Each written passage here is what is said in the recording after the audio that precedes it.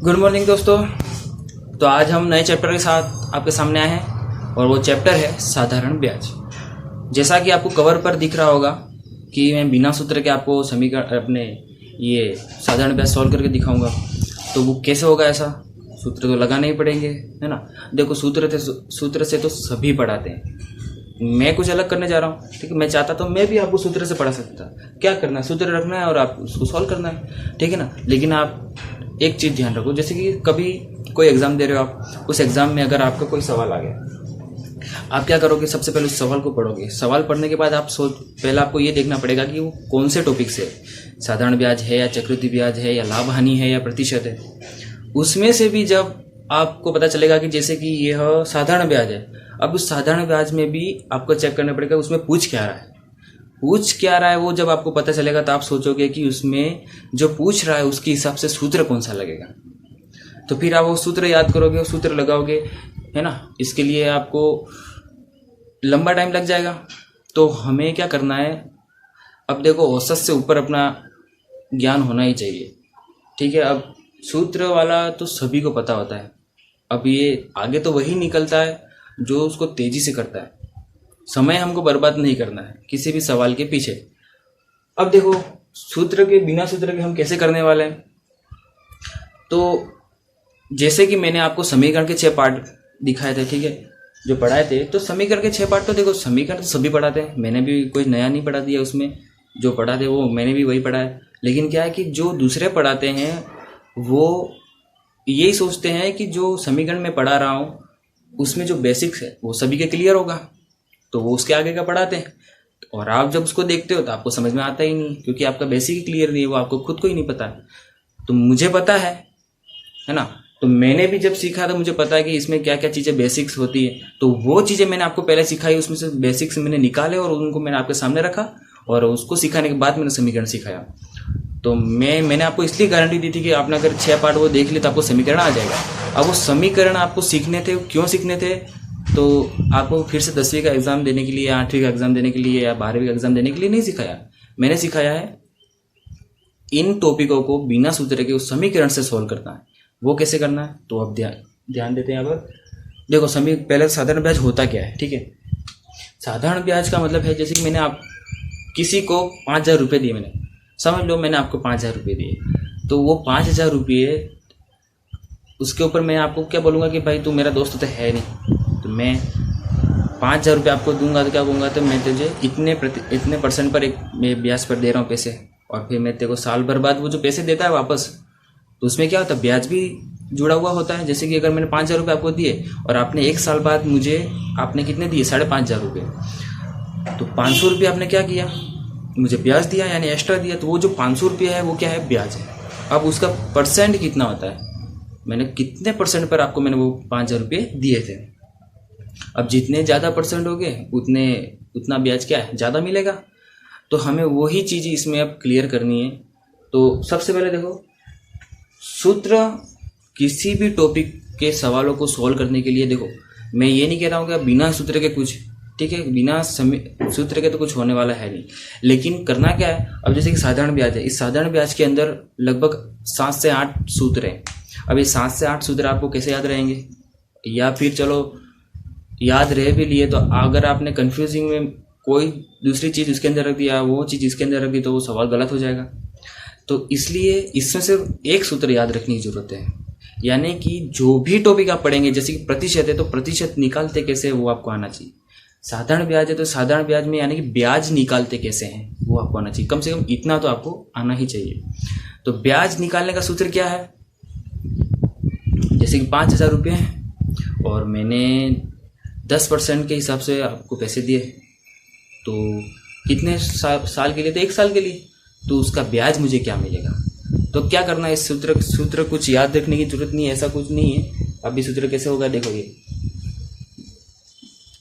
जो पैसे मैं आपको दे रहा हूँ वो तो क्या हो गया, मूलधन, और 1 साल के लिए दे रहा हूँ तो क्या हो गया, समय,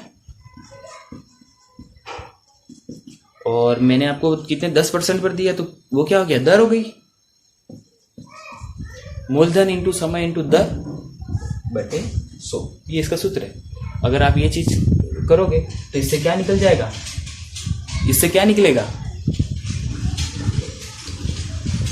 ब्याज निकल जाएगा। यानी कि मैंने आपको 5,000 रुपये दिए तो वो हो गया मूलधन, 1 साल के लिए दिए तो वो हो गया साल यानी समय, और 10% पर दिए तो वो हो गया दर। तो मूलधन, समय और दर, इन तीनों का मैंने गुणा कर दिया और 100 का भाग लगा दिया, तो क्या हो गया, इससे क्या निकल जाएगा, ब्याज निकल जाएगा। अब जैसे कि 5,000 रुपये देखो, अब ये 5,000 रुपये है, इसका समय 1 साल था और दर कितना, 10% बटे 100, तो 2 जीरो से 2 जीरो कट गए, 50 × 10 कितना आ गया, 500 रुपये, है ना। तो 5,000 रुपये का 10% के हिसाब से 1 साल का ब्याज हो गया 500 रुपये। ये तो क्या निकल गया, ब्याज। अब देखो समीकरण से इसको सोल्व कैसे करना है। यानी कि आपको कभी पूछ लिया, जैसे कि अगर दर नहीं दी गई और आपको ब्याज दिया जाएगा, ठीक है, कोई ना कोई एक चीज़ वो क्या करेगा, गायब करेगा और आपको पूछेगा कि वो ज्ञात कीजिए। जैसे कि पूछ लिया कि 5,000 रुपये की राशि 1 साल के लिए दी गई और उसका ब्याज कितना आया, 500 रुपये। तो समय तो समय नहीं, क्या है, दर। तो दर ज्ञात कीजिए, तो वो क्या करेगा, दर पूछ लेगा। अब दर ज्ञात करना होता है, दर ज्ञात करने का भी सूत्र होता है। अब वो सूत्र आपको याद करने की जरूरत नहीं है। करना क्या है, अगर आपको यही सूत्र याद है तो इसी सूत्र को रखना है और आपको सवाल सोल्व हो जाएगा। कैसे होगा, तो मूलधन तो क्या था, 5,000 रुपये, समय कितना था, 1 साल, और दर, अब दर हमको पता नहीं है, दर ही तो ज्ञात करनी है, तो दर की जगह हमने क्या रख दिया, x बटे 100 बराबर क्या निकलता है, इससे सॉल्व करने पर क्या निकलता है, यहाँ पे ब्याज निकलता है, तो ब्याज की जगह क्या रख दिया, 500। अब इसको सॉल्व करो, अपने आप x का मान आ जाएगा, और x क्या है, दर है, तो दर का मान अपने आप आ जाएगा। देखो कैसे, 2 जीरो से 2 जीरो कट गए, पहले तो आप जो संख्या कट जाती है उसे काट दो, 2 जीरो से 2 जीरो कट गए, 50x आया बराबर 500। 50x कैसे आया, 50 का गुणा 1 किया तो 50, और x के साथ उसका गुणा किया तो 50x, तो 50x बराबर 500। अब x बराबर 50 का x के साथ क्या हो रहा है, गुणा हो रहा है, तो वहां जाकर होगा भाग हो जाएगा, तो 500 बटे 50, 1 जीरो से 1 जीरो, 5 5 5 10% क्या आ गया, दर आ गई। दर रखी थी हमने 10%, अपने आप आ गई ना, बस यही करना है। चलो मैंने मान लिया, अब यहां पर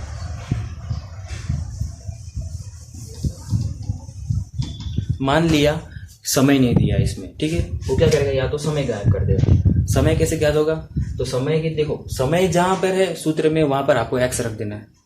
जैसे कि 5,000 इसका मूलधन है, समय नहीं दिया गया, समय की जगह x रख दो, दर कितनी थी, 10%, ठीक है, बराबर ब्याज कितना था, 500 रुपये। देखो वो सारी चीजें देगा, वो कोई ना कोई एक चीज गायब करेगा, वही आपको ज्ञात कर दे। 2 जीरो से 2 जीरो कट गए, 50 का गुणा 10 में तो क्या हो गया, 500, और उसका गुणा x में तो 500x बराबर 500। अब जब x के साथ 500 का गुणा हो रहा है तो 500 कहाँ जाएगा, इसमें भाग में, तो 500 से 500 कट जाएगा, तो क्या आंसर आएगा, 1। तो x बराबर क्या है, 1 आ गया, 1 साल, ठीक है। चलो मान लिया मूलधन नहीं दिया, अब मूलधन ज्ञात करना आपको। अगर मूलधन नहीं दिया, अगर आपको सवाल पूछ लिया इसी कोई राशि या कोई धन 10% की दर से, वार्षिक दर से 1 साल का ब्याज 500 रुपये है, तो वो धन ज्ञात कीजिए। तो अब मूलधन ज्ञात करना, आपको दर दिया है, समय दिया है और ब्याज दिया है, तो हमको क्या ज्ञात करना है, मूलधन। तो अब क्या करेंगे, मूलधन की जगह पर x रख देना, तो x इंटू समय कितना, 1 साल, दर कितनी, 10% बटे 100 बराबर ब्याज कितना, 500। फिर से वही ना वही करना है, जो कट रहा है काट दो, पहले 0 से 0 कट गया, 10 बचा, तो x बटे 10 बराबर 500। x बटे 10 बराबर 500। जब भिन्न संख्या हो जाती है तो इसको भी भिन्न संख्या बना दो, और क्या करेंगे, क्रॉस मल्टीप्लाई। देखो ये चीजें तभी समझ में आएगी जब वो मेरे पार्ट लिखे होंगे समीकरण, अगर आपको समीकरण आता होगा तभी आप ये सोल्व कर पाओगे, अन्यथा नहीं कर पाओगे, ठीक है। तो 10 का गुणा 500 में और x गुणा इसमें, क्रॉस मल्टीप्लाई, तो x का गुणा 1 में तो x, और 500 का गुणा 10 में तो 5 आ गया मूलधन। बस यही करना है और कुछ नहीं करना है। अब आपको वो कभी कभी कंफ्यूज क्या कर सकता है, मिश्र धन बोल देगा वो कभी। मिश्र धन क्या होता है, तो जैसे कि वो 5,000 रुपये मैंने जो आपको दिए थे और आपने 1 साल बाद मुझे कितने लौटाए, 5,500, यानी कि ब्याज कितना दिया था 500 रुपये। तो वो मूलधन जो मैंने आपको दिए थे और जो ब्याज जो आप मुझे दे रहे हो, उन दोनों को मिला के क्या बनता है, मिश्र धन। मिश्र यानी मिक्स, तो मूलधन और ब्याज दोनों को मिक्स कर देंगे तो क्या बन जाएगा, मिश्र धन। ठीक है, तो अब हम सवाल सॉल्व करते हैं। देखो फटाफट, देर नहीं लगाते। देखो पूरा वीडियो है वो ध्यान से देखिएगा तो अब आपको समझ में आएगा। कोई कठिन नहीं है, ठीक है ना, समझ आ जाएगा आपको, बिल्कुल तरीके से देखेंगे आप। तो सबसे पहले देखो पहला सवाल पढ़ो। 3,000 का 5% वार्षिक दर से 219 दिन का साधारण ब्याज ज्ञात कीजिए। अब यहाँ पर समय 1 साल 2 साल 4 साल 5 साल नहीं दिया है, यहाँ पर दिन दिए।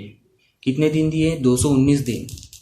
अब जब दिन दिए हैं तो उसका भाग करना पड़ेगा दिन से, यानी कि हमको साल ही लेना है। अब जैसे कि 219 दिन दिए तो हमको भाग किससे करना पड़ेगा, तो 1 साल में कितने दिन होते, 365। 365 से भाग कीजिए इसका। अब देखो ये संख्या कटती नहीं है, अभी कटेगी नहीं, तो हमको चेक करना है कि किसकी टेबल में या किसके पहाड़े में ये आ सकता है, कौन सी बड़ी संख्या है। तो देखो तो 219 है, अगर 70 लें तो 7 दूनी 14 7 या 21, यानी कि 210 आता है। और अगर हमने ले लिया 9 है, अब 9 किसकी टेबल में आता है, 3 की टेबल में आता है ना, तो हमने ले लिया 3। तो 73 का गुणा अगर हम 3 में करेंगे, 3 दिया 9, 7 दिया 21, 219। तो 73 से ये कट रहा है, ये भी कटेगा। तो 73 का 3, और यहाँ पर 3 की टेबल में कितनी बार जो पीछे संख्या 5 आती है, तो 15 5 बार, तो यानी कि 73 का भी 5 बार गुणा करेंगे, क्या आ जाएगा 365।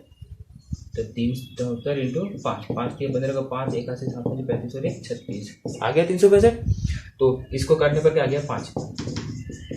हमारे पास क्या मिला 3/5। अब हमको 3/5 रखना उसके अंदर, किसकी जगह पर, समय की जगह पर। देखो 3,000 रुपये का 5% वार्षिक दर से 219 दिन का साधारण ब्याज कितना होगा। यहाँ पर सीधा क्या पूछा, ब्याज ही ज्ञात करना। तो ब्याज ज्ञात करने के लिए सीधा अब यहाँ पर आपको एक्स रखने की जरूरत ही नहीं है, तो सिंपल क्वेश्चन देखिए। लेकिन ये क्वेश्चन ऐसा पूछेगा भी नहीं एग्जाम में, ये तो सिंपल कहलाता है, तो इसको भी सॉल्व करना आपको आना चाहिए। तो हम क्या करते हैं, वही सूत्र लगाते हैं, मूलधन इंटू समय इंटू दर बटे 100 बराबर ब्याज। तो 3,000 रुपये इंटू दर कितनी है 5%, समय कितना है 3/5 आया था, तो 3 तो ऊपर और 5 तो आ गया बटे में। ठीक है, अब यहाँ पर सूत्र का 100, बस सॉल्व करो इसको। 2 0 से 2 0 कट गए, ये 5 से ये 5 कट गया, तो 30 का गुणा 3 में, तो 3 दिया 9, 90 रुपये क्या आ गया ब्याज।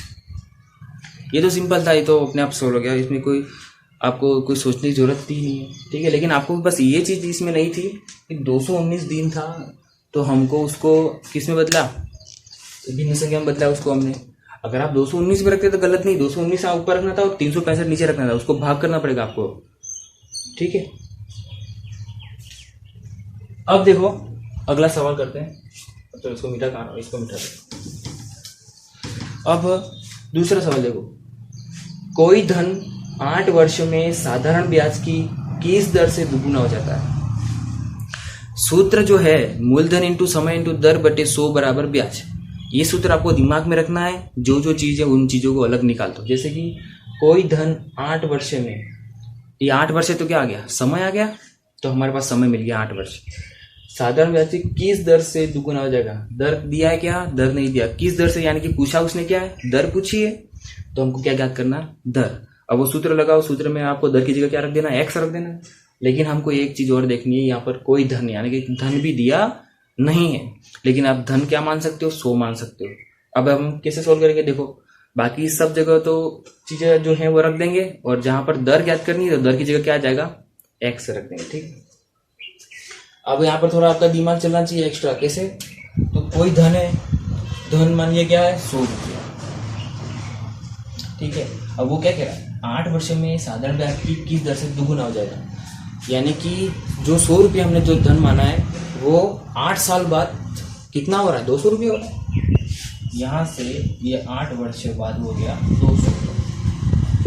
8 साल बाद वो कितना बन गया 200, यानी कि जो 200 है वो मिश्र धन है, इसमें मूलधन भी है और ब्याज भी है। अब मूलधन 100 रुपये है तो इसमें ब्याज कितना निकला, 100 रुपये निकल गया है ना। तो यहाँ पर ब्याज तो आ गया 100 रुपये, समय आ गया 8 वर्ष, दर नहीं याद करनी तो यहाँ दर क्या है x और मूलधन क्या है हमारे पास 100। बस इन सबको रखो सूत्र में, 100 हो जाएगा। तो मूलधन कितना है 100 इंटू दर कितनी है x, समय कितना है 8 वर्ष बटे 100 बराबर ब्याज कितना है 100। सोल्व करो इसको, 100 से 100 कट गया तो 8x बटे 8x नीचे तो कट गया तो 8x बराबर 100। अब x यहाँ रह जाएगा, 8 उधर भाग में चला जाएगा तो 100 बटे 8, 4 दूनी 8, 25 और 25 को 2 से काटेंगे तो 12.5%। दर कितनी आ गई 12.5%। बस सूत्र हमको वही लगाना है, वही सूत्र जो सिंपल है, जो साधारण ब्याज निकालते हैं हम, बस वही ध्यान रखना आपको। खाली मूलधन इंटू समय इंटू दर बटे 100 बराबर ब्याज। ये चीज अगर आपको पता है तो ये सॉल्व हो जाएगा। अब करना क्या पड़ेगा, आपको जो चीजें इसमें दी गई है उनको अलग से छांट लो पहले। जैसे कि 8 वर्ष है तो वो क्या समय है, तो समय निकाल लिया हमने, ठीक है। दर नहीं है तो दर की जगह हमने एक्स। अब आपको एक चीज और भी ध्यान होनी चाहिए, जो एक्स रख रहे हैं हम वो एक्स सही जगह रखना है, यानी कि सवाल में जो पूछा गया है उसी की जगह एक्स रखना है, किसी और जगह एक्स नहीं। जैसे कि आपने धन की जगह एक्स रख दिया है ना, तो आप सॉल्व नहीं कर पाओगे। धन की जगह पर नहीं रखना है, जो पूछा गया है। अब पूछा गया है कोई धन है वो कि किस दर से, यानी कि किस दर से पूछा है, यानी कि दर ज्ञात करना था तो दर की जगह हमने एक्स रखा है। अब ये बस सूत्र में रख दिया, सॉल्व हो गया। अब ये सवाल देखते हैं, कोई राशि 5% साधारण ब्याज की दर से 6 वर्ष में 6500 रुपये हो जाती है तो राशि ज्ञात कीजिए। क्या ज्ञात करनी है, राशि यानी कि कोई राशि 5% साधारण ब्याज की दर से, कोई धन है वो 5% की ब्याज से क्या हो रहा है 6 वर्ष में इतने रुपये हो जाता है। तो वो धन तो हमको पता नहीं है, लेकिन इतना इसने बता दिया है कि उस धन पे कितना प्रतिशत लगा, 5% दर लगा, और वर्ष कितने थे 6 वर्ष। तो 6 वर्ष बाद 5% की दर से कोई धन है वो कितना बन गया 6500 रुपये। अभी 6500 रुपये ब्याज नहीं है, ये क्या है मिश्र धन है। इसमें मिश्र धन है यानी कि इसमें ब्याज भी है और मूलधन भी है। अब इसमें से हमको निकालना है। अब कैसे निकालेंगे, तो देखो पहले तो वही सूत्र जो है वो रखो, इनमें से चीजें छाट लो। दर दी गई है, समय दिया गया है और हमको ब्याज नहीं दिया और धन भी नहीं दिया है, लेकिन ज्ञात क्या करना धन, तो उसकी जगह हमको एक्स रखना है और कहीं रखना नहीं है। सूत्र देखो तो मूलधन की जगह एक्स इंटू दर कितनी 5 इंटू समय कितना 6 बटे 100 बराबर। अब यहाँ पर क्या रखना है, वहां आपको गलती नहीं करनी है। अब यहाँ पर क्या आता है, इसको सॉल्व करने पर क्या मिलता है हमको, यहाँ पर ब्याज मिलता है और ब्याज दिया गया नहीं है, लेकिन यहाँ पर क्या दिया मिश्र धन दिया है। तो ब्याज कैसे ज्ञात करते हैं, तो ब्याज अगर आपको मूलधन दिया हो तो ब्याज कैसे ज्ञात करेंगे, अगर मिश्र धन दिया है तो आप कैसे ज्ञात करेंगे, तो मिश्र धन में आप मूलधन माइनस कर देंगे, यानी कि 5500 रुपये मिश्र धन है और मूलधन है वो 5000 रुपये है, तो ब्याज कितना होगा, तो मिश्र धन में आपने मूलधन घटा दिया तो 500 रुपये की बचा, वो क्या आ गया ब्याज आ गया। इसमें भी क्या करना है, जो राशि आएगी उसको किस में घटाना है 6500 रुपये में से, मिश्र धन में से वो मूलधन घटा देंगे, तो इसको यहाँ पर वो ही रखना है। तो 6500 माइनस मूलधन कितना है, क्या हमने रखा है एक्स, यही आपको करना है। 6500 माइनस एक्स, इससे क्या आ जाएगा ब्याज आ जाएगा, तो इसलिए हमने इसको रखा। बस इसको सॉल्व करते हैं तो कैसा होगा, 5 एकम 5, 5 दूनी 10, 20 हो गया, 2 तिया 6, 2 दाएं 20। तो यहाँ पर आ गया 3x, 3 का गुणा x में, यहाँ 1 आ गया है तो खत्म हो गया, 3x बटे 10 बराबर 6500 माइनस एक्स। फिर से क्रॉस मल्टीप्लाई करो, ये थोड़ा ध्यान से देखना। 3x का गुणा 1 में तो क्या आ गया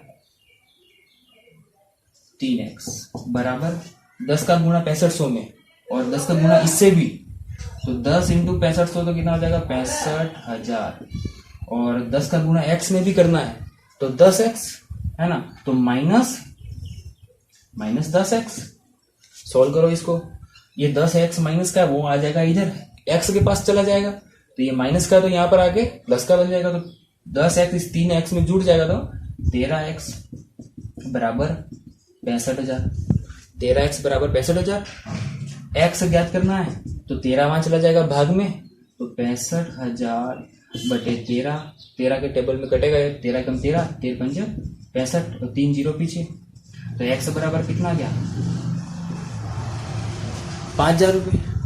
यानी x क्या माना था, मैं मूलधन माना था, तो मूलधन कितना निकल गया 5,000 रुपये। बस ये आ गया आंसर। मूलधन सॉल्व करने आना चाहिए बस समीकरण आपको, और वो समीकरण सीखना तो आपको पार्ट देखने पड़ेंगे, ठीक है। तो 5,000 आ गया। अब आपको चलो इसमें क्या पूछा था, राशि पूछी तो हमने बस वही निकाला। अगर आपको पूछा होता ब्याज भी ज्ञात कीजिए, तो ब्याज कितना है यहाँ पर, तो 5,000 रुपये तो मूलधन हो गया और मिश्र धन 6500 है, तो ये 6500 माइनस एक्स है, तो इसमें एक्स की जगह पर रख दो मूलधन 5,000, तो 6500 में 5,000 कटा दिए तो 1,500 रुपये, तो 1,500 रुपये इसका क्या आ गया ब्याज आ गया, ठीक है। सिंपल ही था ये। आगे वाला देखते हैं। देखो, साधारण ब्याज की किस वार्षिक दर पर किसी धन का 10 वर्ष का ब्याज उस धन का 2/5 होगा। साधारण ब्याज की किस दर से, क्या पूछा यहाँ पर, दर पूछिए, किस दर से ये पूछ लिया, यानी कि क्या ज्ञात करना है, दर ज्ञात करना है। दर की जगह पर हमको एक्स रखना है, वो तो पहले से ध्यान रख दो। अब किसी धन का 10 वर्ष का ब्याज, समय भी आ गया, कितना है 10 वर्ष समय आ गया, और उस धन का 2/5 होगा। धन दिया है क्या, नहीं दिया है, लेकिन एक बात बताता हूँ, यहाँ 2/5 दिया है, वो क्या है, उस धन का 2/5 क्या है, ब्याज है। देखो ब्याज जो है वो उस धन का 2/5 होगा, जो धन है उसका 2/5 भाग जो है वो क्या होगा, ब्याज। अब यहाँ पर यूँ समझ लो कि चलो धन मान लिया मैंने 100 रुपये, तो 100 रुपये अपने आप में क्या है 5, वो 5 भाग हैं, उसका दूसरा भाग जो है वो क्या है, ब्याज है। 2/5 का मतलब यही होता है कि जो 5 भाग हैं उसमें जो 2 भाग हैं वो क्या है, यानी कि अब इसको कैसे समझाओ आपको, जो धन है, अगर मैंने जो भी धन माना आपने उसको 5 हिस्से कर दो आप, और उसके 2 हिस्से आप जोड़ देंगे तो वो क्या आ जाएगा 2/5, उसका 2/5 भाग आ जाएगा। हमको बस यही करना है आप यहाँ पर। अब यहाँ पर मूलधन दिया नहीं है, तो मूलधन को क्या समझ लेना है 5, और ब्याज क्या समझ लेना है 2। हमेशा कभी भी ऐसा सवाल आए तो आपको ऐसा ही करना है। बटे में जो संख्या दी जाएगी, जो भिन्न संख्या है, उसमें जो नीचे वाला है उसको मूलधन मान लो और ऊपर वाले को ब्याज मान लो। बस सूत्र लगाओ वापस, मूलधन इंटू समय इंटू दर बटे 100। तो मूलधन कितना है 5, समय कितना है 10, क्या ज्ञात करना है दर। अब दर की जगह क्या आ जाएगा x बटे 100 बराबर 2 क्या है ब्याज है, और यहाँ तो ब्याज ही रखते हैं हम। सॉल्व करोगे अब इसको, 0 से 0 कर गया, 5 कम 5, 5 दूनी 10, यहाँ पर तो कुछ बचा ही नहीं, x भी बचा, तो x बटे 2 बराबर 2। बस अब क्या करना है, अब ऐसी संख्या जब भी बन जाएगी भिन्न संख्या तो क्या करते हैं क्रॉस मल्टीप्लाई इस तरह से। तो x का गुणा 1 में तो x, और 2 का गुणा 2 में तो 4। दर कितनी आ गई 4%। हो गया सवाल, बहुत सिंपल सवाल है। सवाल पढ़ने में बहुत कठिन लगेगा, सवाल होता तो सरल है, लेकिन आपको करने की टेक्निक आनी चाहिए। सवाल को समझना जरूरी है। सवाल अगर आपने सही तरह से नहीं समझा तो फिर आपको समझ में नहीं आएगा, ठीक है। कंफ्यूज नहीं होना है, माइंड आपका बिल्कुल फ्रेश होना चाहिए, तभी ये सॉल्व कर पाओगे, वरना आपका दिमाग उस समय चलेगा नहीं। अब ये सवाल देखते हैं। ब्याज पर धन देने पर एक व्यक्ति को ज्ञात हुआ कि उसके धन पर ब्याज की दर में 8% से 7 से 3/4% गिरावट होने पर उसकी वार्षिक आय में 61.50 रुपये की कमी हो जाती है, तो उसकी पूंजी कितनी है। क्या पूछा यहाँ पर, पूंजी कितनी है, यानी कि मूलधन जो है वो नहीं दिया, तो मूलधन ही पूछा है इसने, तो मूलधन क्या है x है। अब सवाल को समझना है, सवाल आपको पढ़ के बहुत कठिन लगेगा, ठीक है। ये सवाल 5वें नंबर का भी है, तो शायद आप सोचोगे कि शायद ये सवाल कठिन वाला होगा। देखो कितना सरल है, बताता हूँ आपको। अब किसी ने कोई धन किसी को दिया, ठीक है, ब्याज पर। अब वो 8% किसी को उसने दिया 8% पे, ठीक है। अब 8% पे उसने कोई धन दिया किसी को, उसको जो पैसे मिलते थे वो उसने कमी पाई। कब कमी पाई? जब उसने उसका जो परसेंट था जो ब्याज का उसको कम कर दिया। कितना कम कर दिया? तो 7 से ही 3/4 कर दिया उसको, ठीक है। तो वो कम कर दिया तो उसको क्या हुआ? उसको पता चला कि मैंने 8% से 7 से ही 3/4% जब किया ब्याज की दर को, तो मुझे 61.50 रुपये क्या हुए? कम मिले। तो हमको ये कमी मिल गई है। ये दर 2 है। अब इसमें से कौन सी दर समझना है? अब यहाँ दर नहीं समझना, आपको क्या करना है, थोड़ा सा तो आपका दिमाग चलना चाहिए। अब यहाँ पर 8% दर थी, उसमें कमी कितनी आई? 7 से ही 3/4। तो यानी कि आपको पहले तो 8 में से 7 से 3/4 घटाना पड़ेगा। अब ये घटाना कोई कठिन नहीं है। 3/4 दिया है पीछे, तो इस 7 से ये 8 कब बनेगा? इसमें 1/4 जुड़ जाएगा, तब 3/4 में कितना? एक में 3/4 घटाएंगे तो क्या बचेगा? 1/4, है ना। यानी कि हमको क्या पता चला कि 1/4 जो है,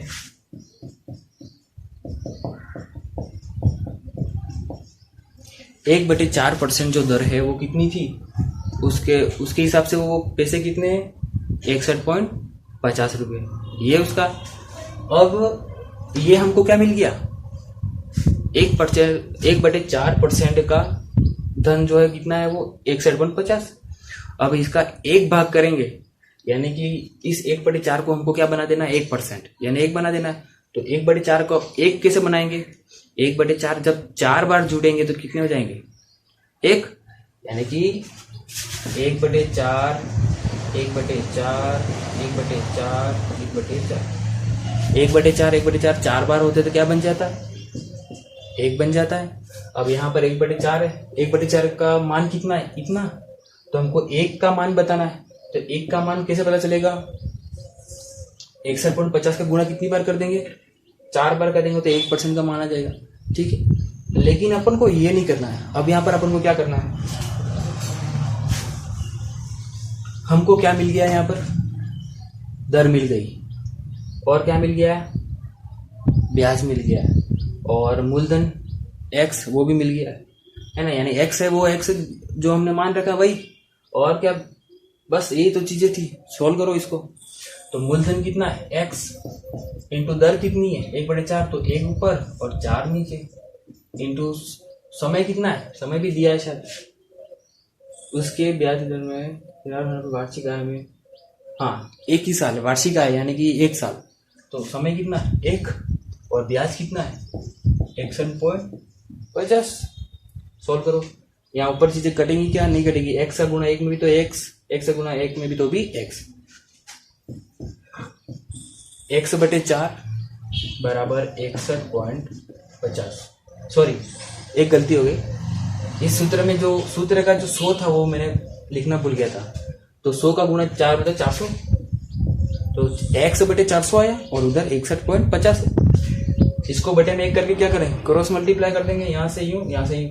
x का गुणा 1 में तो x, और 61.50 में 400 का गुणा, 400 का गुणा करके देखते हैं तो क्या आएगा? ये 50 है ना। तो 0 0 0 0 इंटू 0 0 0 0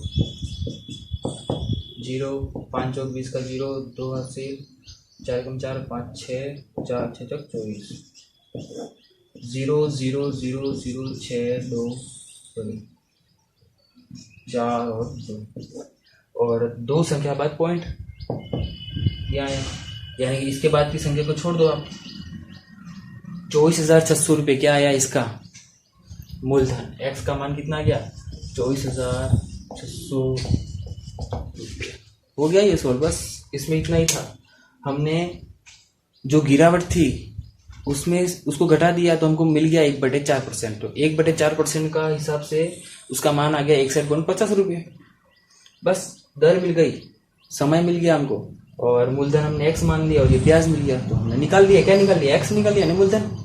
सूत्र क्या रखा भाई? मूलधन इंटू समय इंटू दर बटे 100।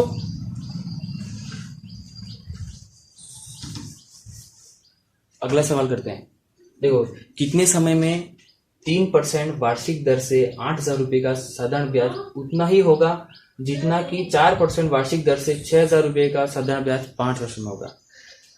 अब इसने क्या किया है, सवाल में ये पूछा गया है कि जैसे कि 8,000 रुपये है, ठीक है, 8,000 रुपये का 3% वार्षिक दर से समय नहीं बताया यहाँ पर, लेकिन इसमें क्या बोला उसने 6,000 रुपये,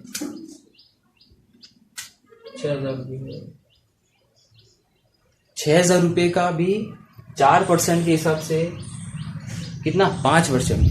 यानी कि देखो अगर मैंने 5,000 रुपये किसी को दिए, अब मैंने उसको भी 1 साल के लिए दिए और इसको भी 1 साल के लिए दिए, ठीक है, लेकिन ये मेरे को ज़्यादा दे रहा है, इससे मेरे को जो ब्याज है वो ज़्यादा प्राप्त हो रहा है और इससे मुझे ब्याज क्या है कम प्राप्त हो रहा है। तो दिया तो दोनों को 1 साल के लिए ही है, फिर भी इससे ब्याज ज़्यादा मिल रहा है और इससे कम क्यों मिल रहा है? क्योंकि या तो उसकी दर मैंने कम रखी होगी या ज़्यादा रखी होगी, तभी वो होगा चेंज। अब यहाँ पर भी ऐसा ही है, 8,000 रुपये का 3% से किसी समय का जो ब्याज है वो भी उतना ही है जितना 6,000 रुपये का 5 वर्ष में 4% के हिसाब से। क्या करना है, वही सूत्र लगाना है। इसमें क्या पूछा गया है, कितने समय में, समय नहीं दिया गया है, एक का समय दिया एक का समय नहीं दिया है, तो समय की जगह क्या रखेंगे x।